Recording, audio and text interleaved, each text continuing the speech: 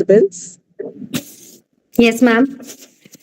A very good afternoon to all the friends and Shifali ma'am and Dr. Ritesh Shah. Myself Manisha, and I'm going to introduce today's resource person, Dr. Ritesh Shah. He is the Assistant Director in Kuman University, Nainital. As his qualification, we consider his PhD in history from Kuman University, Nainital, and he has also done master's degree in history from the same university. Sir has also done MBA in HR from Sikkim Manipal University. So it's a great qualification, sir, and we welcome के हम लोगों को आप जैसे resource person से कुछ सीखने को मिलेगा. सर की एकेडमिक अचीवमेंट्स हैं. Sir has qualified UGC NET and JRF 2 times. As far as the university assignments are considered, sir has taken part in various things, like he also done as a deputy director Gandhi and Indian diaspora studies. He also worked as an assistant dean student welfare from 2015 onwards. He is also a member and protector board 2017 onwards. He is also worked as a joint director university placement and counseling cell.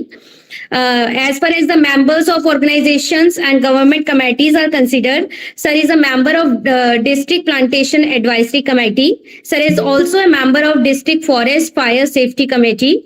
And sir is also a life and founder member of Uttarakhand History and Cultural Associations. Sir has got many awards and prizes in many fields, like Defense Secretary Medal from Government of India in 2019. Sir has also a ADG commendation in 2017.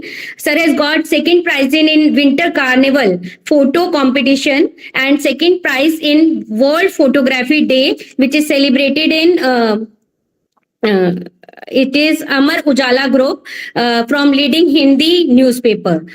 Sir has also a teaching experience of many years, like teaching postgraduate and undergraduate classes को sir ने पढ़ाया हुआ है Department of History में from 2004.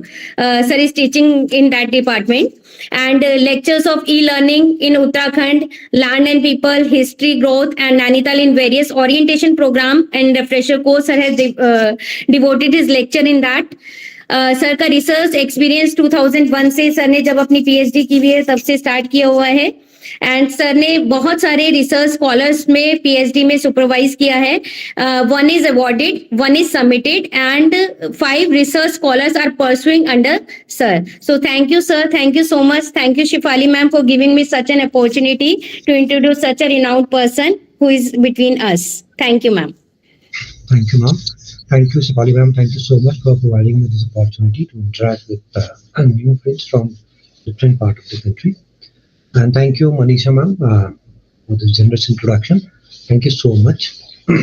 So with permission of ma'am, I'd like to share this presentation. This presentation has given me the subject to talk on ICT initiatives. And you know what? Sir, आपकी ना voice clear नहीं है.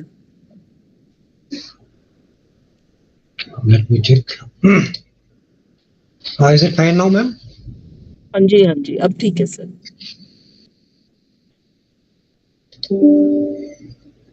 So ICT is बहुत धन्यवाद करते हैं sir. आपने बिल्कुल लास्ट मोमेंट हमारी जो रिक्वेस्ट है वो एक्सेप्ट करी है, and you are here. Thank you so very much. Otherwise you were supposed to join us tomorrow. Yes, ma'am. But still you have accepted. Thank you. We faced a similar problem here also many times. So that we can understand. Thank you. Thank you. Giving me this opportunity to talk on ICT initiatives, and that you understand under NEP, ICT is a very important component, and Government of India Ministry of Education is focusing more on these ICT initiatives. So on this session, we'll discuss on several aspects. Like how you can update yourself with the latest developments in technology and use them for academic purposes, for educational purposes, for teaching and research as well. Then I'll focus on how you can use free and open source softwares in education, and to understand and appreciate digital media or digital initiatives that has been initiated by the government of India for using them by the teachers of higher education. And if time permit us, then we'll talk something about the open educational resources, how you can create and how you can use them. I'd like to start this presentation from this quotation of Steve Woodbrand, a famous American writer. And he has mentioned that once a new technology rolls over you, if you are not part of the steamroller, you are part of the road. तो इस तकनीक के साथ हमें चलना बहुत जरूरी होगा क्योंकि बहुत तेजी से तकनीक बदल रही है. And in past 2 decades, you are witness to that, from keypad phones to AI. We have seen so many things, from basic telephone, from 286, 486 computers to i7 generation. We are witness to that, and so many new initiatives are launching every month. So how we can use them for our academic purpose and how we can be part of that. So that is very important. Otherwise, we are going to obsolete from the system.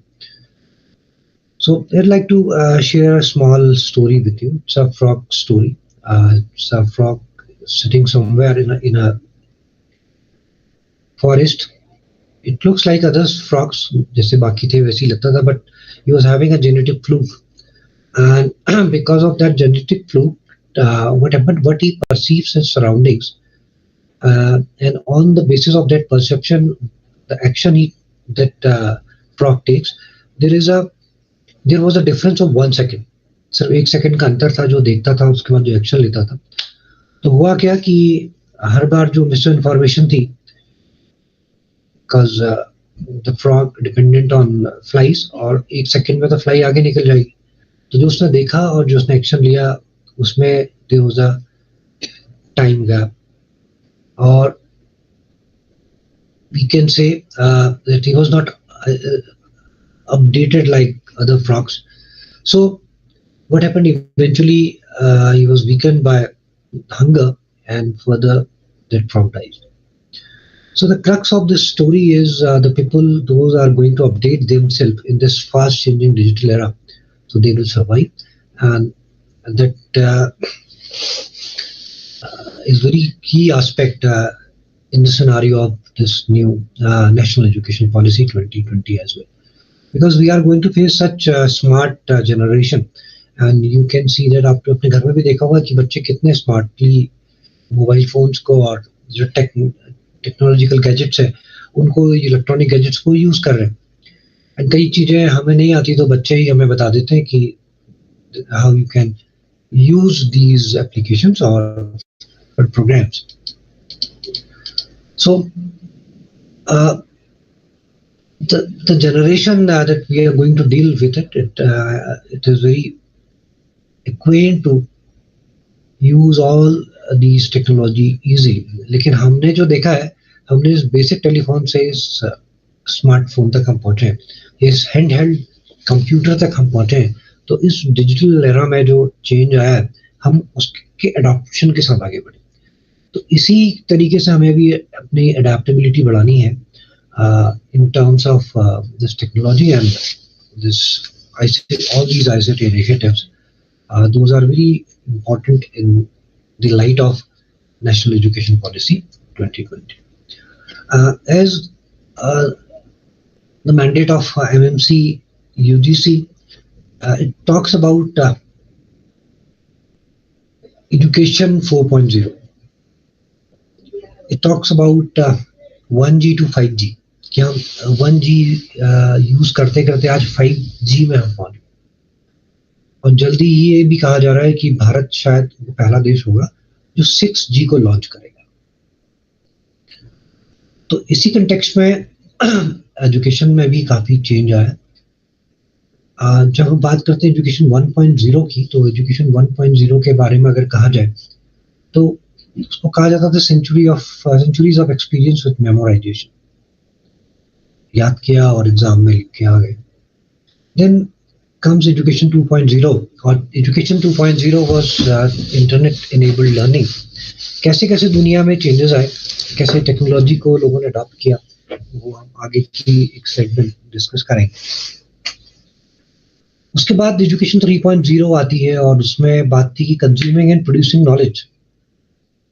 तो आपने देखा होगा कि ढेर सारे platforms आ गए, ढेर सारी कंपनीज आ गई, those were producing knowledge and the consumers are there, जो इस नॉलेज को ऑनलाइन लेने के लिए तैयार थे, बैठे थे.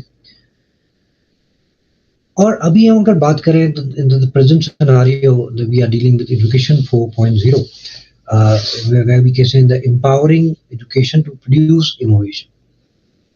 So here the teachers of higher education they are using education 4.0 that is known as learning of the future. So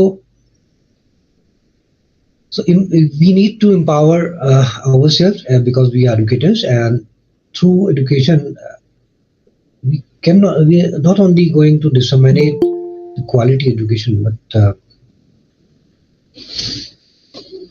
the significant change in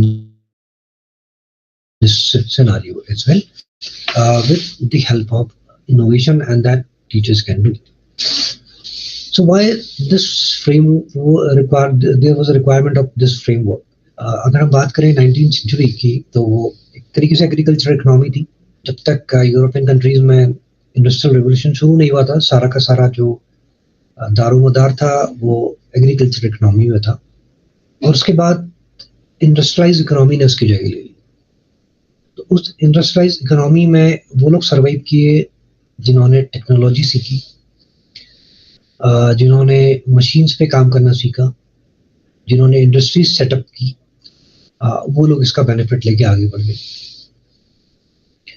और 20th सेंचुरी जब हम बढ़ते हैं तो वो उसको कहा गया नॉलेज इकोनॉमी, क्योंकि वो नॉलेज ड्रिवन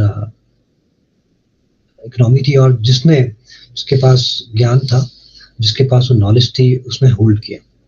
और आप देखेंगे कि जितनी भी टेक कंपनीज हैं, बेसिकली जो आईटी कंपनीज हैं, वो 20th सेंचुरी के लास्ट फेज में वो बहुत तेजी से है. आप चाहे गूगल इनकॉर्पोरेशन देख लें, आप उसके बाद में मेटावर्स को देख लें, मेटा को देख लें, या फिर और भी जो जितनी भी कंपनीज थी, ये उभर के सामने आई. और उभर के सामने आने के बाद इन्होंने नॉलेज इकोनॉमी में अपना कंट्रीब्यूशन देना शुरू किया. लेकिन जो 21st सेंचुरी है, that is known as innovation society century. और इनोवेशन जहां इस युग में जो ये नई शताब्दी जो है, जिसको 21st सेंचुरी कहा जा गया है, इसमें जो लोग इनोवेट करेंगे वो एज पे रहे, वो आगे रहेंगे. ऐसे में इस टेक्नोलॉजी का अडॉप्शन और उसका डे टू डे यूज करने वाले लोग ही आगे बढ़ेंगे और वो ज्यादा लाभ ले पाएंगे. They will be the main beneficiaries of that. लेकिन अगर हम सोचेंगे कि आप करेंगे और बाद में करेंगे, तो फिर शायद हम भी पीछे रह जाएंगे. लेकिन आप इंडिया के कंटेक्स्ट में देखें तो इंडिया ने अब इनोवेशन सोसाइटी में बहुत इंपॉर्टेंट तरीके से अपना रोल प्ले करना शुरू किया.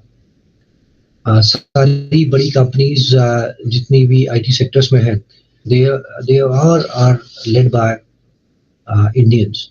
Mostly they all are led by Indians. तो आप देखिए कि इनोवेशन सोसाइटी में हमारा कंट्रीब्यूशन बढ़ते जाना है.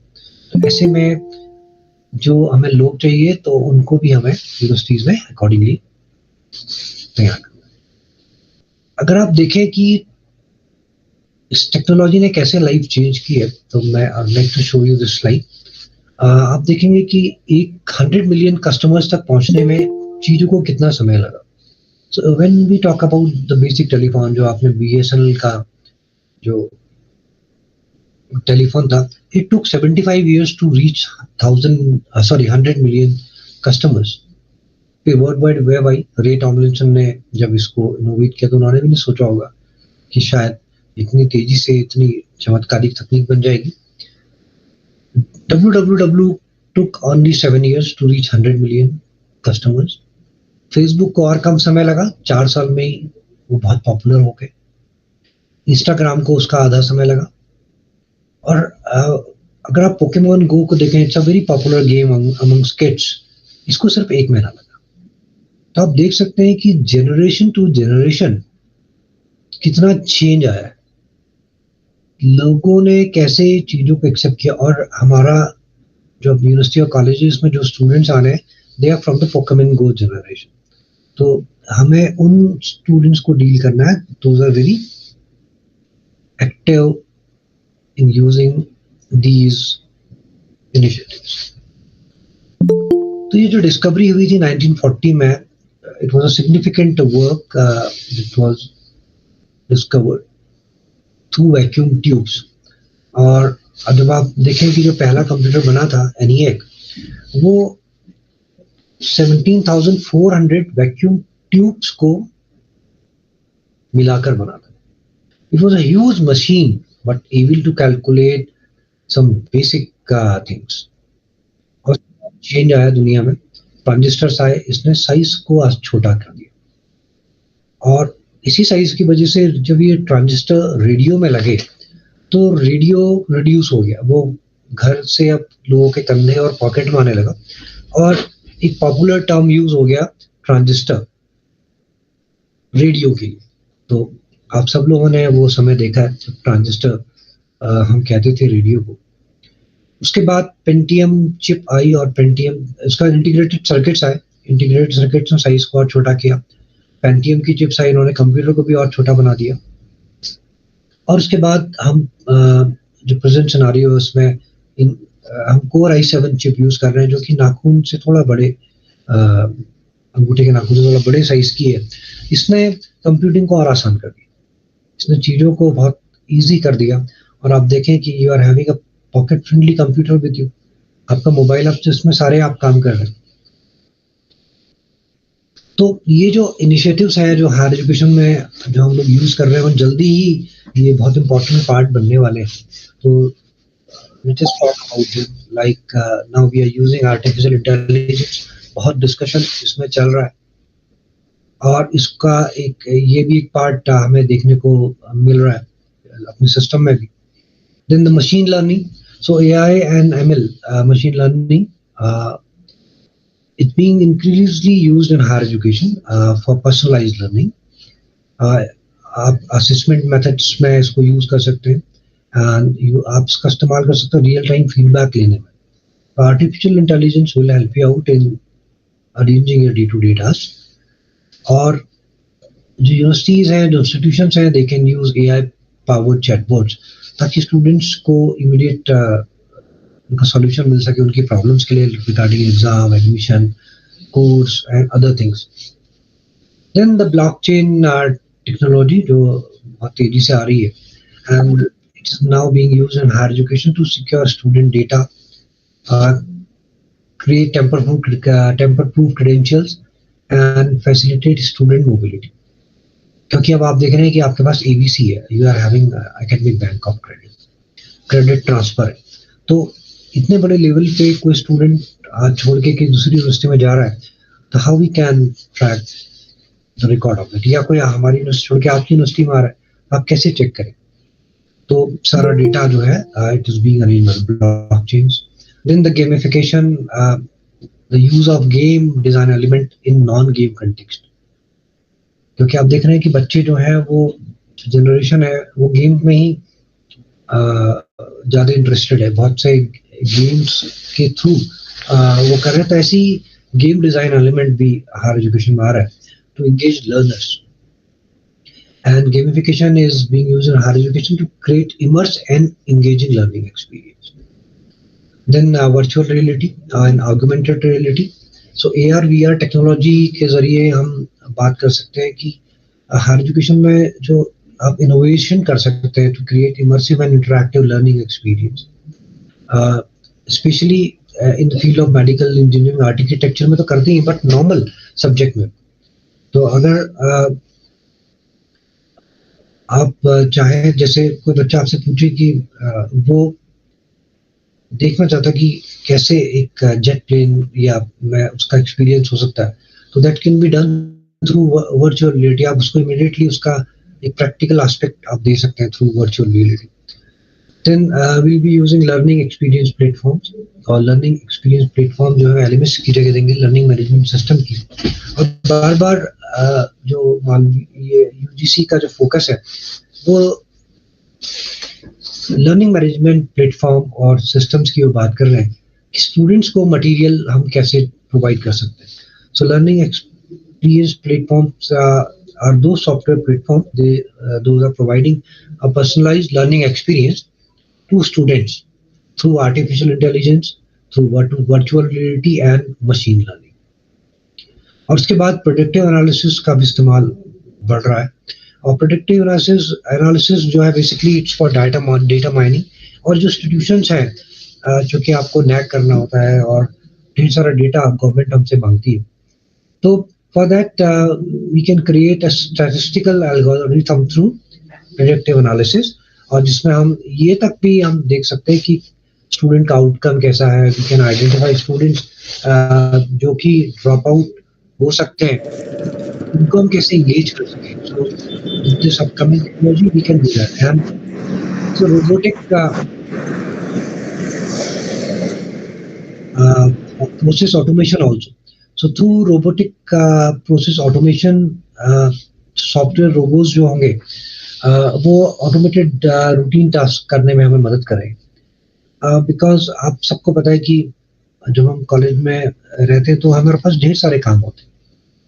Not only our regular classes but research work, then admission, examination, internal assessments, हम सब चीज़ों से हमें जूझना पड़ता है.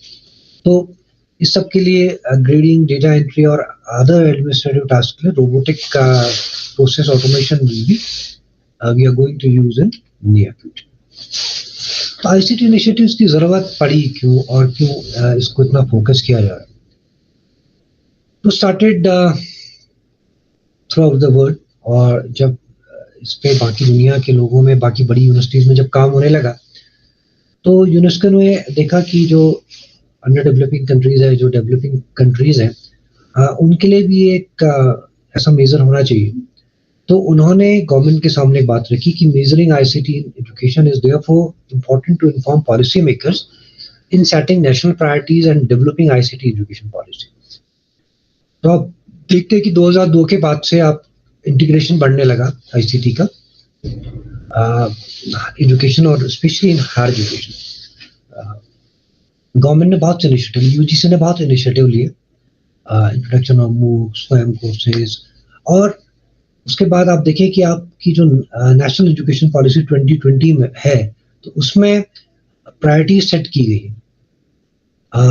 आईसीटी को एजुकेशन पॉलिसी में इंक्लूड किया गया. और इनफैक्ट जो एनईपी ओरिएंटेशन प्रोग्राम है उसमें there is one important component कि आपको आईसीटी का इस्तेमाल करना है क्योंकि हमको दुनिया के साथ कंधे मिला के चलना है. So I am skipping all this. So digital media, अगर हम बात करें आईसीटी की, हम बात करें हायर एजुकेशन में, तो डिजिटल मीडिया की जरूरत क्यों एक्चुअली. तो digital media in education is the mode of education that use information and communication technology. लेकिन करता क्यों है? It use to support delivery of information जो हम क्लास में करते हैं. It support in delivery of information, it enhance delivery of information and it optimize the delivery of information.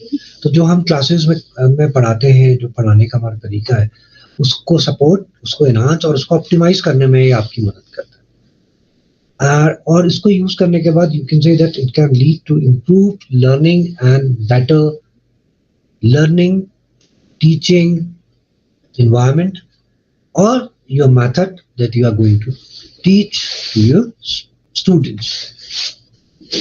So there are so many technologies are there, so many devices are there that can be engaged for this purpose. So access of course material through remote devices that you can do.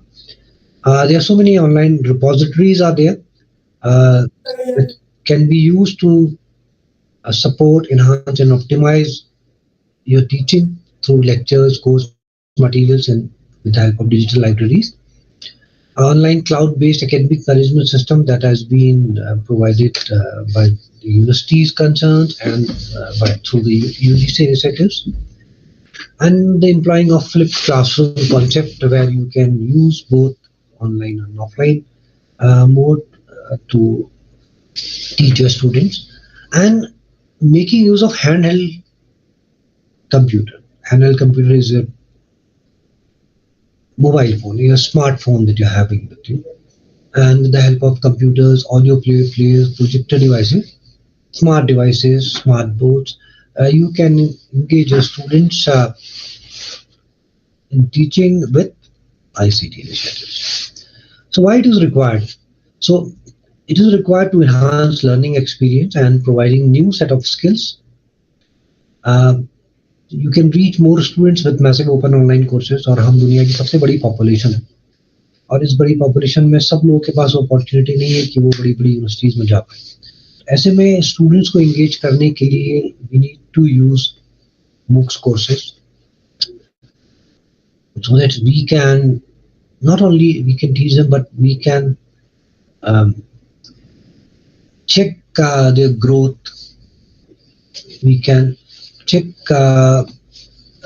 their development in terms of education that can be measured through MOOCs.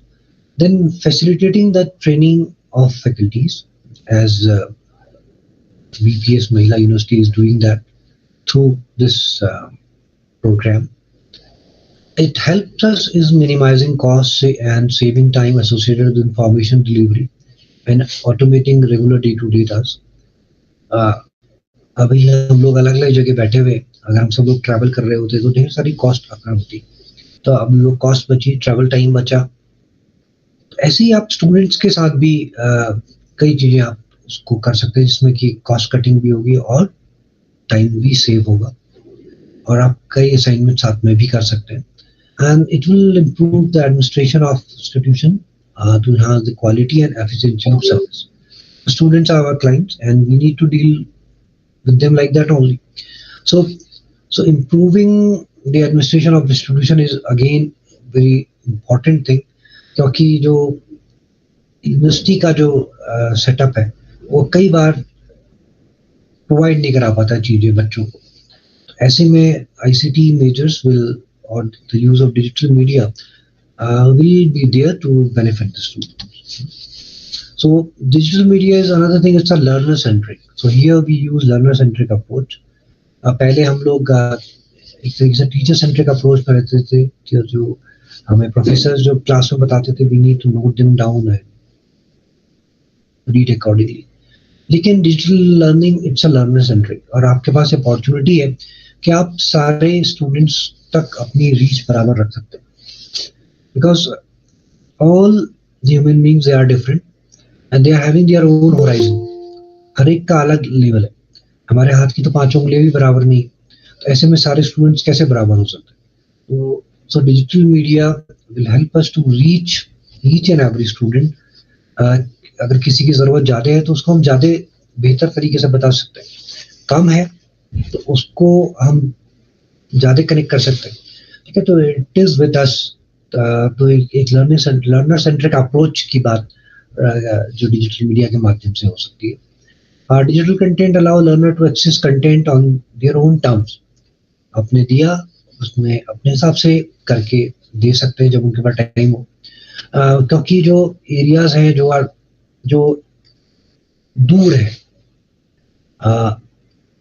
जो economically under privileged है, जो rugged terrain में है, जो हिली terrains में है, उनके लोगों के लिए वो जब भी उनके पास टाइम हो, क्योंकि वो तो कम्यूट करने में या बाकी उनको खेती बाड़ी करने में जिस चीज में भी इन्वॉल्व रहते हैं, तो उस तक के बाद भी अगर उन्हें जब टाइम मिले तो वो अपने समय के हिसाब से उसको कर सकें. And digital learning describes content that include e-learning products like webinars, social learning, and e-content shared by the teachers in classroom. Then learner can adopt different modalities such web page or mobile app in the same space. And these modality includes text, graphic, audio, and video, whatever you want to share with them. So learner access content on many different devices जिसके पास mobile है mobile से सीखे, जिसके पास laptop है, desktop है, वो उससे सीख सकते हैं.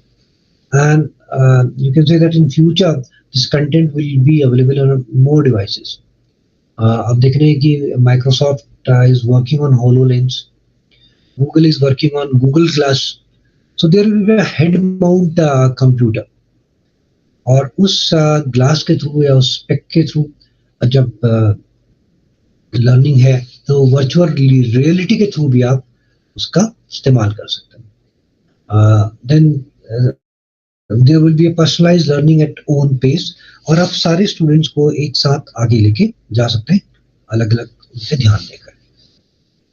तो जब हम बात करते हैं इवोल्यूशन की और आज हम कहाँ हम पहुंचे, तो आप देखें कि 1960s में, I like to read it from bottom, तो कंप्यूटर असिस्टेड इंस्ट्रक्शंस जो है वेस्टर्न वर्ल्ड में शुरू हो गए थे 1916 में. और 1916 में, अगर I am not talking about the premier institution, मैं जो जर्नल जो एक अभी भी आप देखो premier institution they are far in terms of infrastructure and other thing. अगर मैं नॉर्मल जर्नल बात करूं तो उसमें आप देखें कि कंप्यूटर असिस्टेड इंस्ट्रक्शन जब शुरू हुए तो हमारे पास रेडियो होता था टेक्नोलॉजी के नाम पे, कॉमन पीपल के पास. 80s में कंप्यूटर बेस्ड लर्निंग शुरू हुई और हम 82 में हम कलर टेलीविजन लेके आए. तब तक हम ब्लैक एंड व्हाइट टेलीविजन पे ही काम चला रहे थे. एजुकेशन टेलीमेटिक्स शुरू हो गई थी 1988 में, कंप्यूटर मेडिटेड लर्निंग 1990 में, ऑनलाइन एजुकेशन 1993 में, ई लर्निंग 1993 में. ये वो फेज है जब मैं आपसे बात कर रहा था एजुकेशन 3.0 आगे बढ़ रही थी. और इस तरह से e learning, online education, open learning शुरू हो गई थी.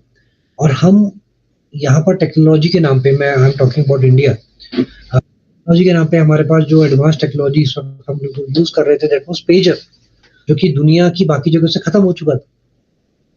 और फिर हम पहुंचते हैं 1999 में जब वर्चुअल यूनिवर्सिटीज की बात होने लगी. और ये वो फेज था जब हम फोन यूज करते थे एंटीना वाला, जिसमें हमें कॉल रिसीव करने के लिए भी वी हैव टू पे फॉर दैट आल्सो. तो आप लोगों ने, सब लोगों ने दौर भी देखा है.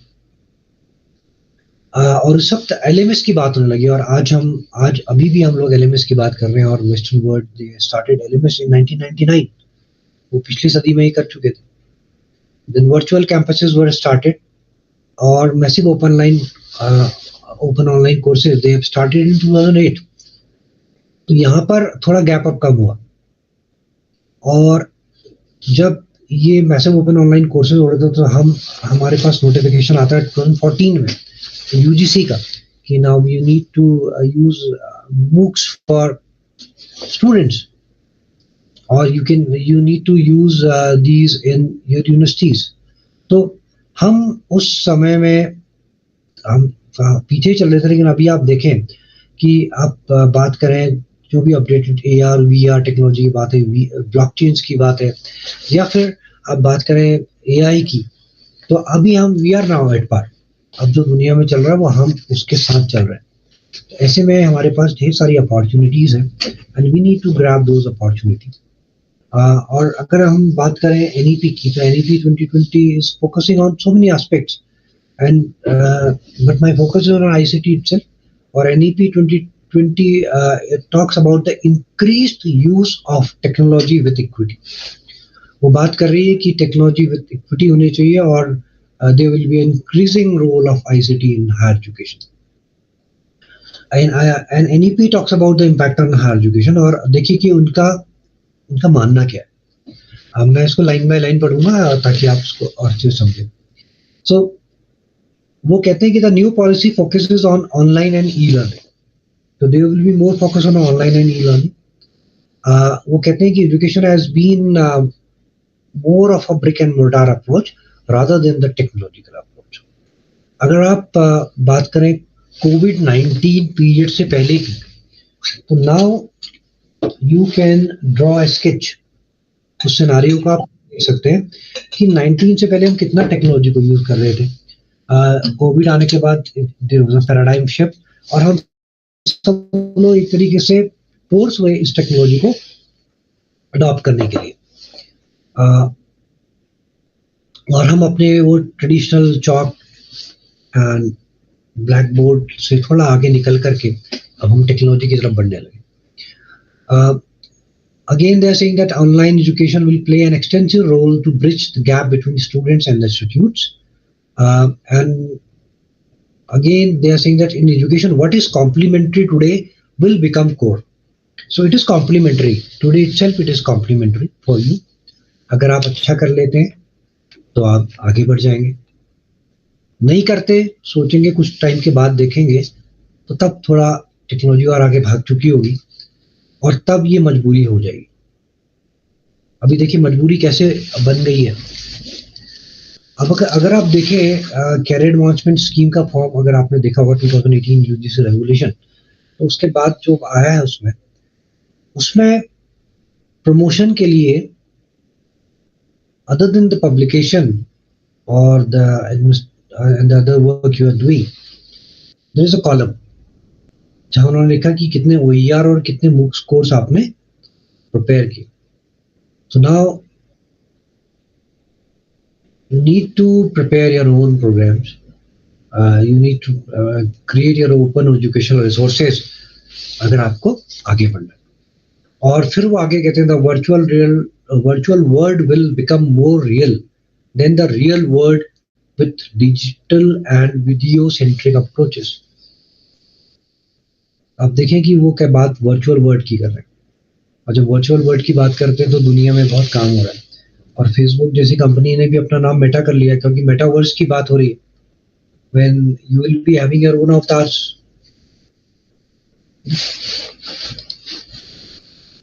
So this in terms of this ICT, तो और भी कुछ इनिशिएटिव हैं जैसे कि वो कहते हैं कि India is transform into an informative sensitive society and there is a growing requirement to embrace and use of technology in field of education.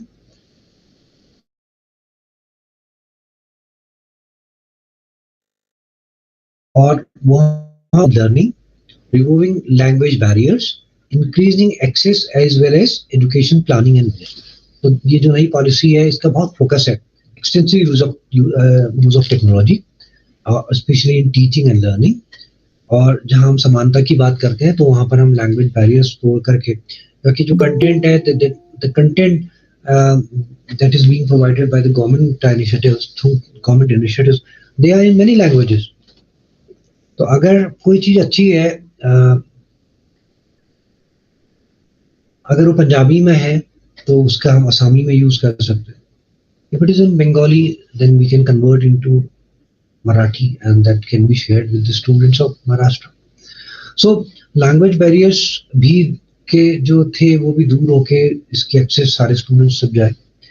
And जो वो बात करते थे जो पेंडेमिक सिचुएशन थी जिसमें virtual learning replace in person experiences, students and teachers have been compelled to reimagine conventional learning and teaching technique. तो हमने ये किया, हमने इस पैराडाइम शिफ्ट में अपने को चेंज करने की कोशिश की है.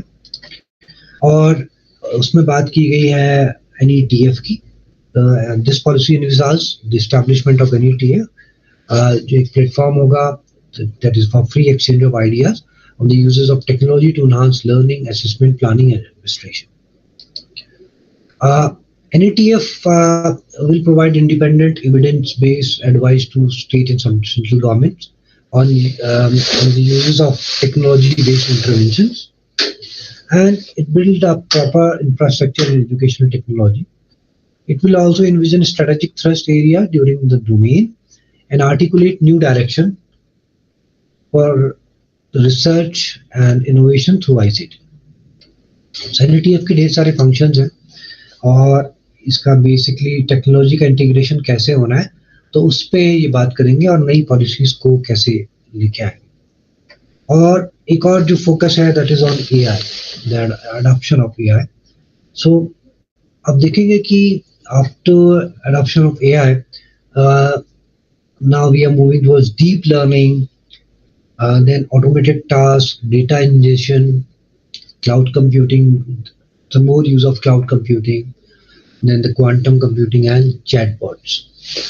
तो इसमें जो बात की गई है कि वो टेक्नोलॉजी का इस्तेमाल जो होगा वो that will be based on their potential and estimated time frame for disruption, and which shall formally identifies as technology which require appropriate response from education system. तो जो आने वाले समय में और भी आप चेंजेस यू कैन एक्सपेक्ट. तो जो फर्स्ट है टेक्नोलॉजिकल इंटरवेंशन पे, तो that is all on disruptive technology like artificial intelligence, 3D 7D virtual reality का इस्तेमाल हम कर रहे हैं बहुत जगह. And extensive research needed in technology like AI, ML, blockchains, smart boards, handle smart devices, adaptive computer testing, and other form of educational softwares and hardwares. और जो adoption होगा उसका जो process होगा कि जो भी emerging and disruptive technology होंगे like AI, robotics, 3D simulation, and other upcoming technology that will be analyzed by the NETF. वो कैटेगराइज करेगी और फिर वो मिनिस्ट्री ऑफ एजुकेशन को बताएंगे और रिकमेंड NRF और ministry of education will recommend all these things to NRF to take up further research on identified area, और उसके बाद उसका इंटीग्रेशन यूनिवर्सिटीज एंड कॉलेजेस में होगा. तो अगर हम बात करें पिछले साल की, तो पिछले साल में आपने देखा होगा in last year 2023 top emerging जो ट्रेंड्स थे इन एजुकेशन टेक्नोलॉजी जो कि पूरी दुनिया में इस्तेमाल हो रहे थे, it was all about the mobile learning and digital platforms. आपने देखा एआई पावर्ड लर्निंग एनवायरनमेंट बना. एआई हमारी लाइफ में धीरे धीरे उसका इन्वेजन बढ़ते जा रहा है. Then augmented reality and virtual reality that being used in teaching technology. Gamification, जिसकी मैंने आपसे पहले भी बात की थी, तो गेमिफिकेशन ऑफ लर्निंग स्टूडेंट्स के एंगेजमेंट के लिए. Then wearable technology, smart watch से हम आगे जाने वाले हैं. और अब देखिए कि स्मार्ट क्लोथ्स पे भी काम चल रहा है, कीपैड इनेबल्ड जीन्स और स्पेक्टिकल्स. अभी आप देखिए कि रेवन ने भी फेसबुक के साथ अपना MOU किया है. उसके बाद ऑटोमेटेड असेसमेंट्स का बहुत इमर्ज किया. अडॉप्टिव लर्निंग का कॉन्सेप्ट काफी आगे बढ़ा तो लास्ट ईयर. क्लाउड कंप्यूटिंग को हमने अब और स्पेस दिया अपनी लाइफ में. Then social media, the users of social media in learning, and finally the mobile learning. तो अब हम इंटरनेट लर्निंग में जब हम बात करें तो मोबाइल लर्निंग का रोल बहुत बढ़ रहा है तेजी से ICT में. तो ये एक सिनारियो था जो लास्ट ईयर हमने देखा, और हो सकता है कि इस साल दिसंबर तक आप कई और चेंजेस देखें इस टेक्नोलॉजी में. मैं आपको एक छोटा सा एक और डेटा शेयर करना चाहता हूँ वर्चुअल रियलिटी का. तो virtual reality in education market size, तो 2019 से 2030 तक का एक सोचा गया कि क्या होगा. अब देखिए कि 2022 तक का 1.03 USD बिलियन डॉलर्स इसमें लगे थे इस इंडस्ट्री में. और अगर आप देखें इसके कंपैरिजन में तो लगभग 7-8 टाइम्स ये बढ़ने वाला है अप टू 2030. तो वर्चुअल रियलिटी का इंटीग्रेशन जरूरी होगा. आप देखेंगे कि इसका रोल बढ़ जाएगा. इसी के साथ अगर बात करें कि ग्लोबल वर्चुअल रियलिटी का जो सिनेरियो है पूरी दुनिया में, उसमें अगर हम देखें तो हायर एजुकेशन का कंपोनेंट बहुत बड़ा है.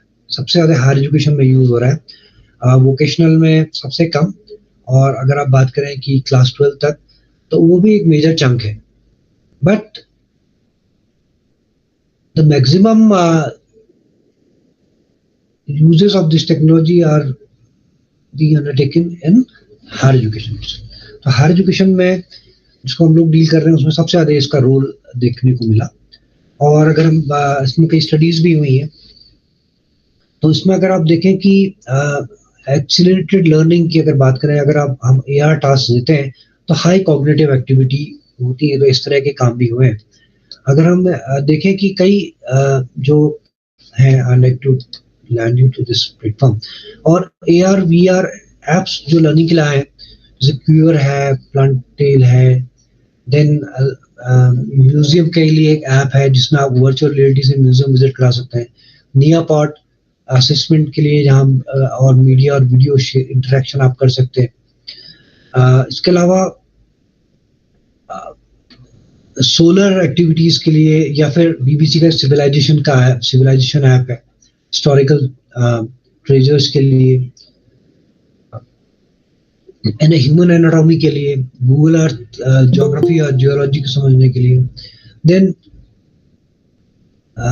Stem package, then virtual tour of library creation, 3D modelling, Sky Guide, environment के लिए it's a gorgeous ecology AR model by the World Wildlife Fund, Arloon geometry, metaverse,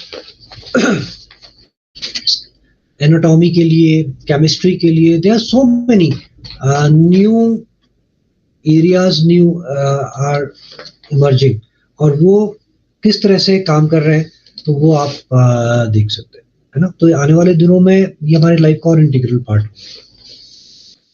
तो मैं जल्दी आपको कुछ इनिशिएटिव्स के बारे में बताना चाहूँगा जिसमें आप उनका ज़्यादा इस्तेमाल आप बेहतर तरीके से और इस्तेमाल कर सकते हैं.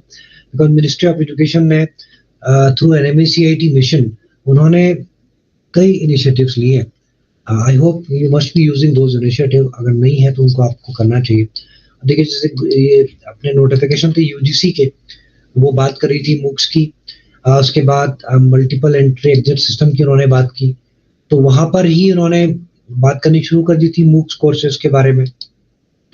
February 2021 में there was a quality mandate in higher education. जब ये आया तो उसमें आप देखें कि इन्होंने 10 पॉइंट क्वालिटी मैंडेट की बात की थी UGC ने. ठीक है, it was a quality mandate of UGC. अगर आपने देखा होगा उसको यूज किया होगा, नहीं देखा तो फिर आप एक बार उसको भी देख लें. In point number 3 they are focusing on the use of ICT based learning tools for effective teaching learning process including MOOCs and online degrees. और फिर वो आगे बात करते हैं स्ट्राइड की, और वो फैकल्टी इंडक्शन प्रोग्राम्स की बात करते हैं. They are talking about ARPIT courses and the LEAP training programs. तो ये क्वालिटी मैंडेट में UGC के 2021 से ही है.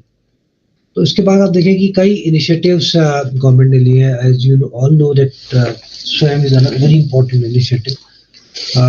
It's an acronym for study webs of active learning for young aspiring mind, or it's a platform for offering online courses. तो यहाँ आप जब खुद के आपको जब 4 क्वाड्रेंट पे आप अपने कोर्स डेवलप करेंगे MOOCs में, तो आप स्वयं में भी कर सकते हैं. तो पहले आपको देखना होगा कि वो कोर्स बने कैसे.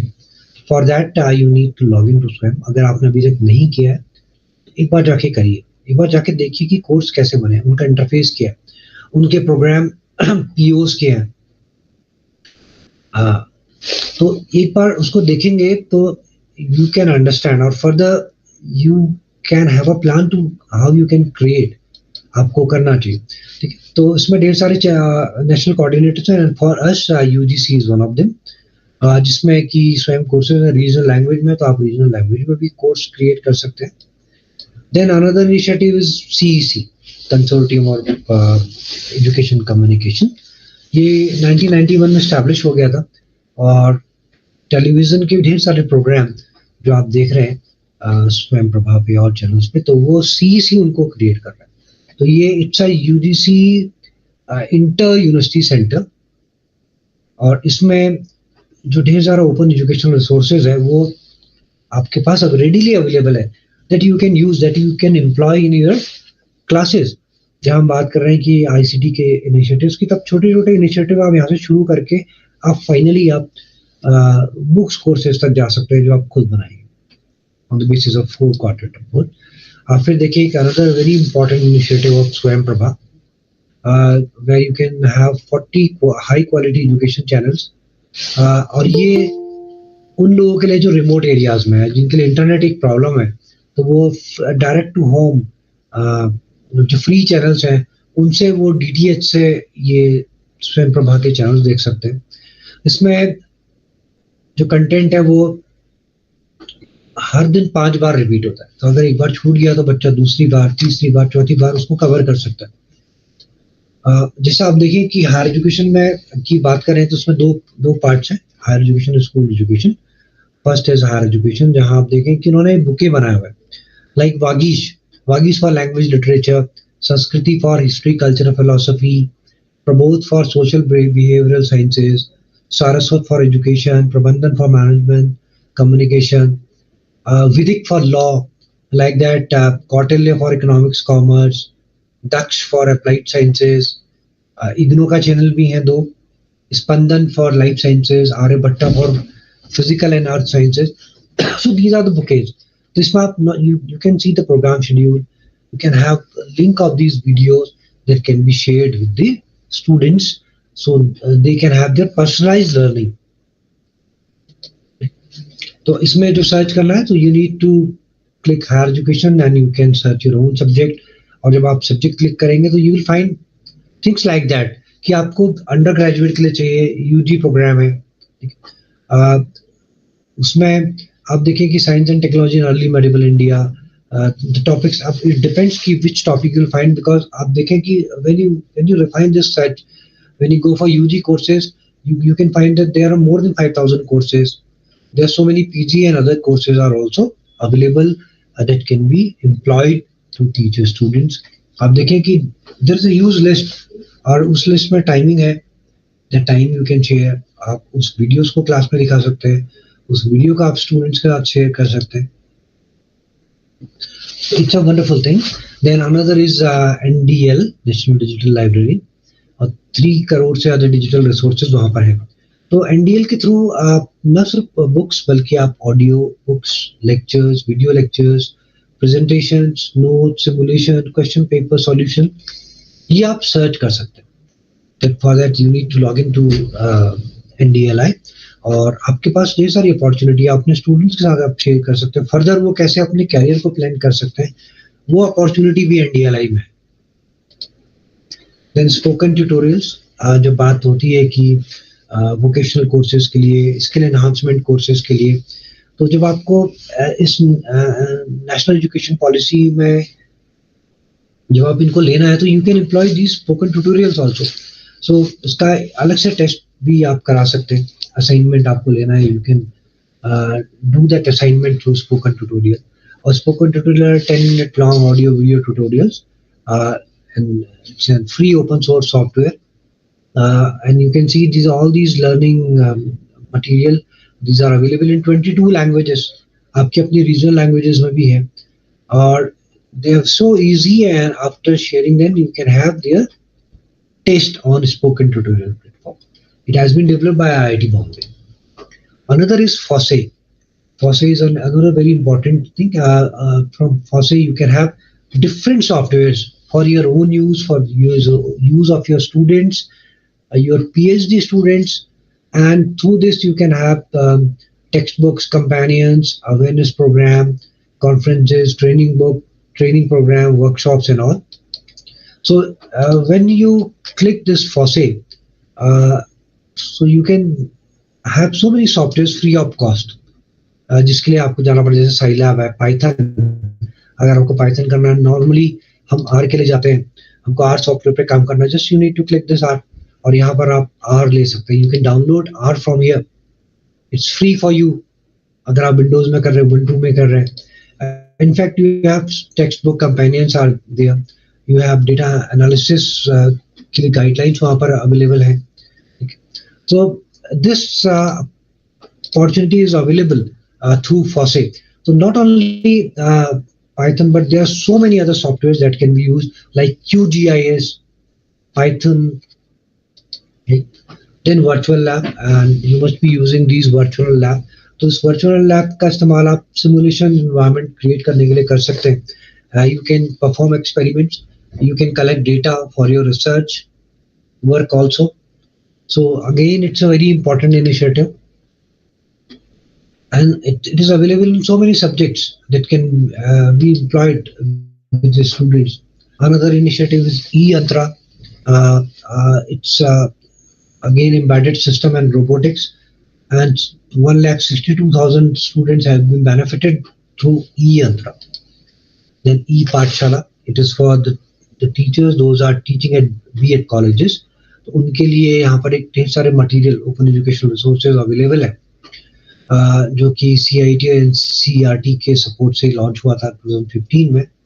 तो यहाँ पर स्टूडेंट, पेरेंट्स और लाइफ लॉन्ग लर्नर्स के लिए भी ढेर सारा मटेरियल अवेलेबल है e-Pathshala. Again, the upgraded version of e-Pathshala is e-PG Pathshala. e-PG Pathshala means e-Postgraduate Pathshala. So again, Government of India का initiative है. You can have more than 70 subjects across all disciplines, of all subjects like social sciences, arts, fine art, humanities, mathematical science, natural sciences and all that. और आप देखिए कि कितना ढेर सारा material available है. You need to search, उसको आपने देखना है, चेक करिए, उसको खुद भी देखिए and share with your students. अब देखिए कि फूड टेक्नोलॉजी में 329, इंग्लिश में 560 मॉड्यूल्स ऑफ ई टेक्स्ट और वीडियोस अवेलेबल है. तो it's a huge area from where you can use this. तो 20,000 प्लस ई टेक्स्ट है, 90,000 प्लस वीडियोस अवेलेबल है, 3,200 एक्सपर्ट्स ने इनको क्रिएट किया है. वहाँ पर क्विज भी है, you can take on those quizzes also for your students.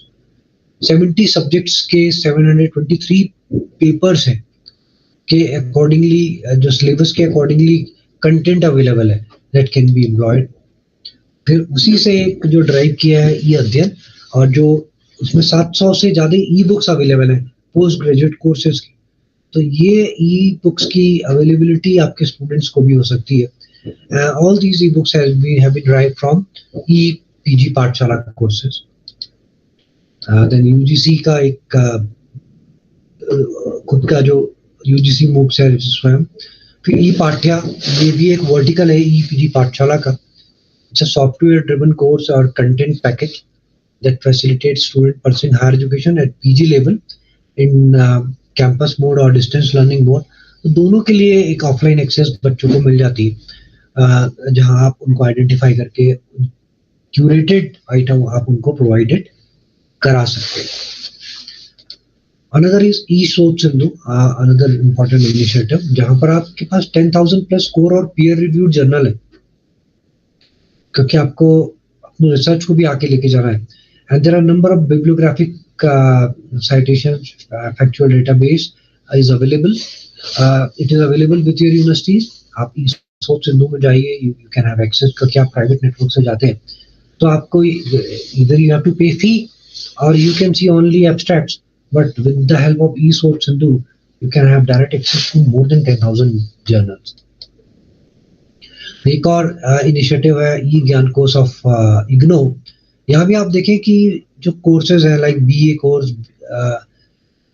BA honours course, like that BCom, BSc honours course, उनका ढेर सारा मटेरियल बना के रखा हुआ है. It is ready to use, just you need to click that and further you can share it with your student. E-Shodh Sindhu में आप देखेंगे इट्स अ ह्यूज डेटाबेस, और यहाँ पर आपके पास ढेर सारा मटेरियल अवेलेबल है, not only journals but you can have access to books also, e-books also. Then Sodh Ganga, it's a repository of theses, Indian theses, जहाँ पर आप देख सकते हैं कि किन एरियाज में काम हुआ है. You can identify research gaps. You can identify that there is no duplicity of work. ये कई बार हो जाता है. मैंने खुद एक बार अपने स्टूडेंट को रोका करने से, वो काम कर रहा था, लेकिन जब मैंने खुद चेक किया तो पता लगा ऑलरेडी वो काम हो चुका है. तो that can be done with the help of Sodh Ganga, क्योंकि वहाँ पर there is a good number of theses are there that can be used for your making the understanding better and using it for your academic purposes. Shodh Shuddhi another initiative है government का, यहाँ पर कि वो plagiarism software देते हैं, PDS दे रहे हैं, प्लेजरिज्म सॉफ्टवेयर डिटेंशन सॉफ्टवेयर. पहले इसका नाम उर्कुंड था, फिर ये बदल के ओरिजिनल हुआ, और अब जो गवर्नमेंट ने ले लिया है दैट इज ड्रिल बिट. तो drill bit is available at your university free of cost. जाइए, अपने जो आपके सिस्टम एडमिनिस्ट्रेटर हैं या जो लाइब्रेरियन है, ask them to give you access. आप खुद अपने स्टूडेंट्स का, अपने रिसर्च स्कॉलर्स का आप उनका प्लेजरिज्म डिटेक्ट कर सकते हैं। आप कहीं भेजना है, you can check it at your. Ji Viren जी।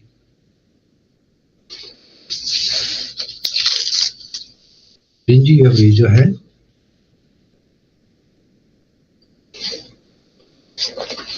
तो आप देख सकते हैं कि इसमें 1,71,000 आपसे ज्यादा उसके यूजर्स हैं और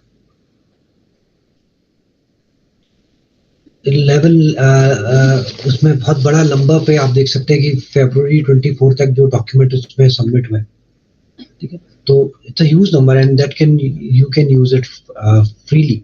then again another repository Shodh Gangotri, फिर एक और नया इनिशिएटिव है Shodh Chakra. Ma'am please let me know if I am exceeding,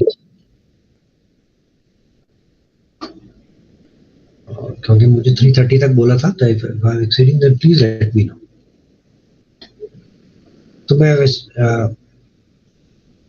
okay, then another is शोध चक्रा, और शोध चक्रा भी अभी एक नया इनिशिएटिव है जो लास्ट 10 मई को लॉन्च किया था UGC chairman professor M Jagadesh Kumar ने ऑनलाइन लॉन्च किया था इसको।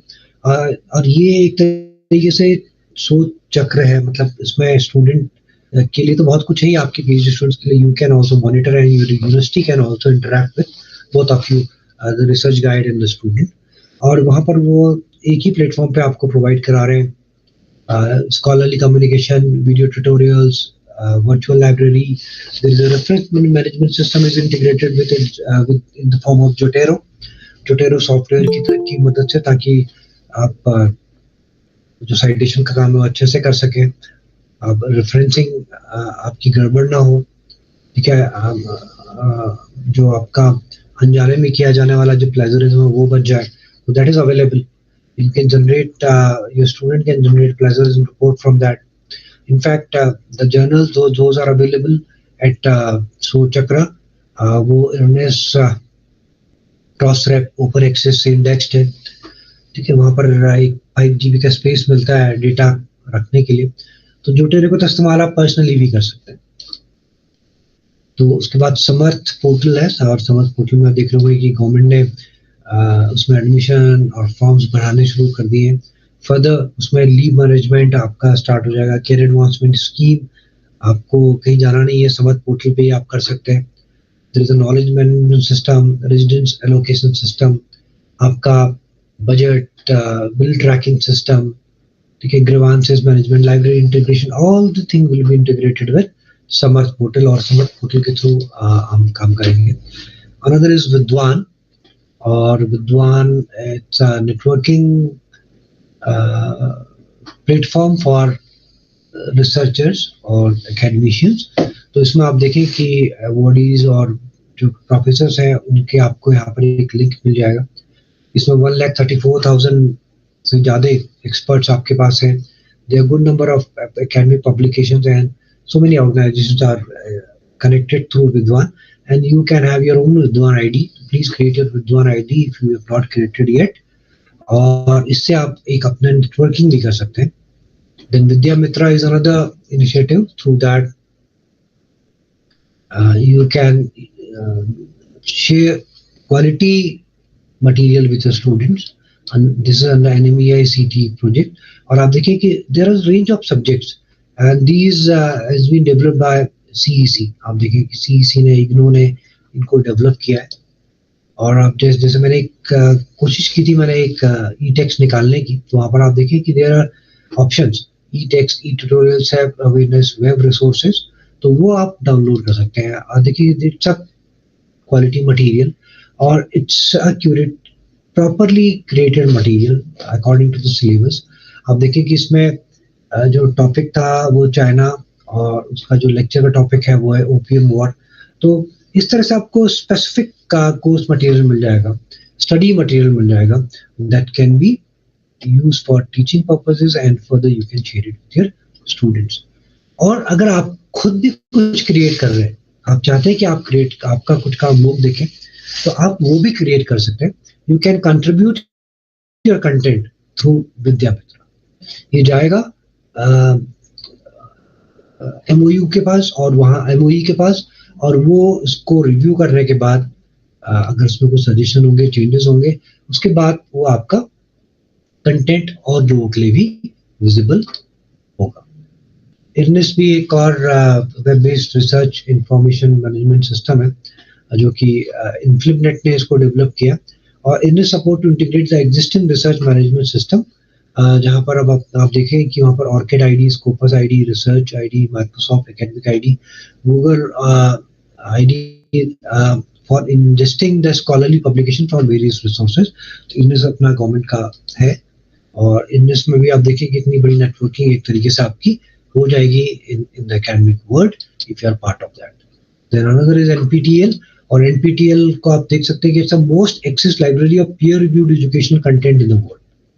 सो 52,000 प्लस आवर्स के ट्रांसक्राइब कंटेंट है, और सबटाइटल वीडियोस हैं that can be used for your teaching and research. So I've exceeded 10 minutes more, so now I'm stopping, and now session is open for question and answers if you have any.